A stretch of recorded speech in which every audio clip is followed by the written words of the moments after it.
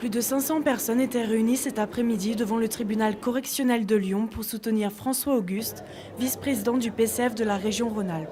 Au lendemain du second tour de l'élection présidentielle, il a été jugé pour obstruction à la reconduite à la frontière d'une famille en situation irrégulière et entrave à la circulation d'un aéronef.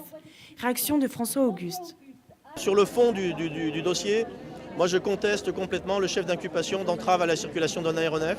Moi je me suis contenté de parler au commandant, de lui demander de ne pas expulser cette famille. Je me suis adressé aux passagers.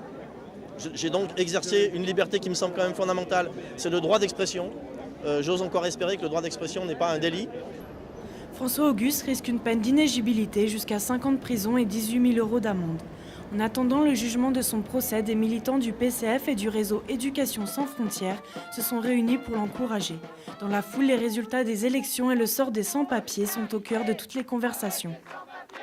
La France est un pays normalement d'accueil et de droit d'asile. Et aujourd'hui, il y a des personnes fragiles, qu'on appelle des sans-papiers. Et bien, ces gens-là sont pourchassés comme aujourd'hui, comme des lapins, pour les renvoyer dans certains pays où ils risquent leur vie. Finalement, on en arrive à une situation complètement incroyable où les gens qui sont honnêtes, qui ont leurs papiers et qui veulent rester sur le territoire avec leurs papiers peuvent être expulsés, mais il existe aussi des gens qui sont sur le territoire, qui n'ont pas de famille, qui n'ont pas d'enfants, qui n'ont pas de papiers, mais du tout, et dont on ne sait même pas d'où ils peuvent venir. Et ceux-là, on ne peut pas les renvoyer, parce qu'on ne sait pas d'où ils viennent. François Auguste a été applaudi par les manifestants sortant de la chambre d'audience. Le juge a suspendu son procès qui est reporté au 26 novembre, car tous les jours arrivent de nouveaux témoignages de passagers.